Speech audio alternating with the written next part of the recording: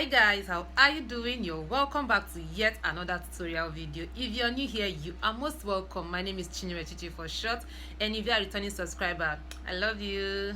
Today's tutorial is all about the cutting and the making of the Queen Anne neckline. Should this neckline be attributed to the Queen of England or Queen of Britain? Like, the history of this neckline is not our business at the moment. All we are concerned as fashion designers is how to make this particular neckline. The history of the neckline can wait for later, right?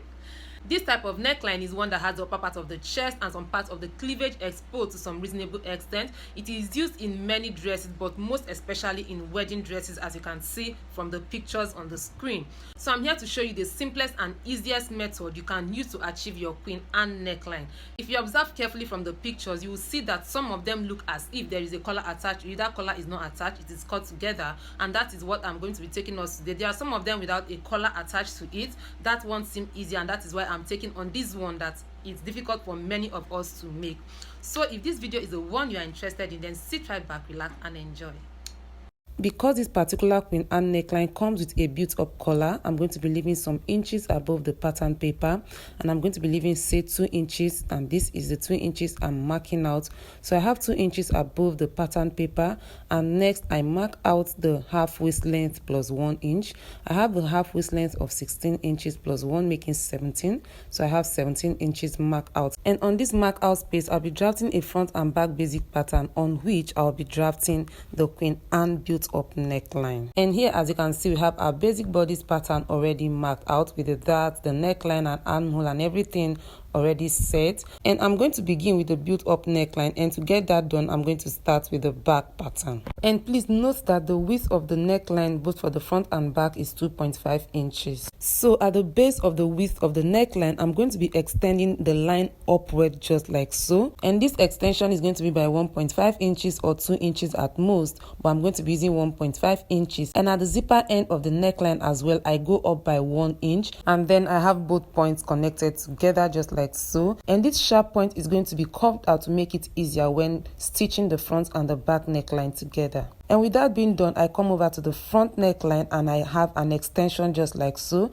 and this extension is going to be by the same 1.5 inches that I used for the back. So this is 1.5 inches marked out, and at this 1.5 inches I mark upward by half an inch. So I have half an inch marked upward just like so, and then I have this point connected back to the base of the neckline and the shoulder slants. And the whole length we have from here to here should be the same at the back as well, from there to there. And for the front, as I measure, I have a total of 7¼ inch for the front, and also checking out the back, I have about, say, 7.5 inch as well for the back. So we are good to go at this point. And at this point, we are done marking out the built up aspect of the Queen Anne neckline. So let's go to the Queen Anne neckline proper now. So for the Queen Anne neckline, it depends on how exposed you want the chest and the cleavage area to be, and that is determined by how low you want it to get at the center area and also at the side of the chest. So at the center area for this particular one, I'm going to be using about 7.5 inches, which is reasonable, and I have the 7.5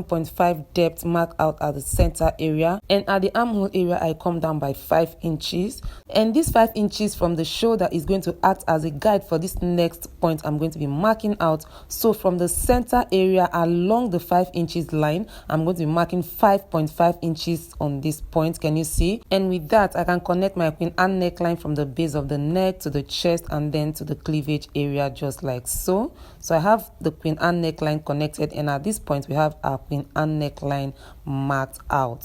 And with this, we proceed to the cutting proper. So I have the front cut out just like so. So this is what the front cut out looks like, and also to the back I also do the same. I have everything cut out along the marked out areas. And here is what our front and back pattern for our Queen Anne built up neckline looks like. You can see that we have that beautifully drafted out. And please do not forget to click on the subscribe button if you haven't done that. Put up your post notification bell to always get notified whenever I upload a new video. Please don't forget to give the video a like, share, let me know your thoughts in the comment section below. Thank you.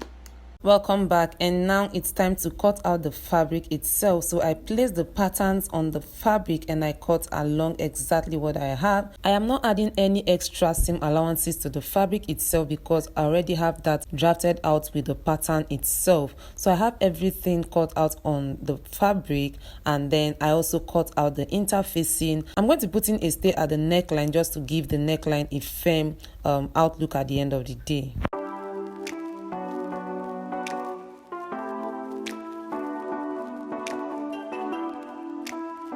I'm going to be having the zipper allowance of the back notched, and then I have the back slitted into 2 pieces.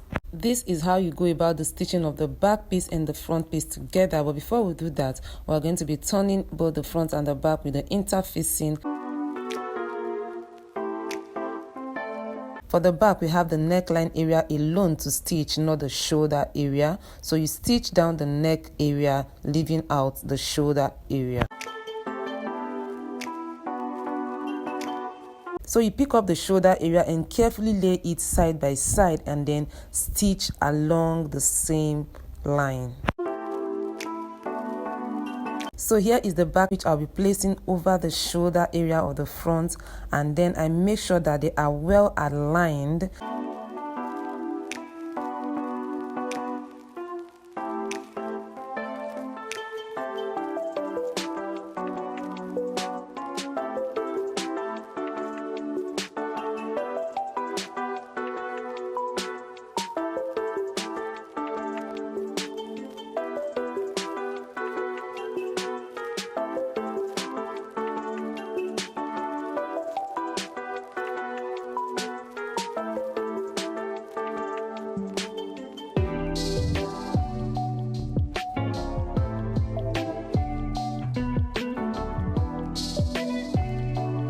And this is what both the neckline and the shoulder area looks like after stitching. And guys, here we have our Queen Anne built up neckline finished and ready to go. Thank you so much for watching. See you in my next one. Bye. Thank you for everything we're aiming for.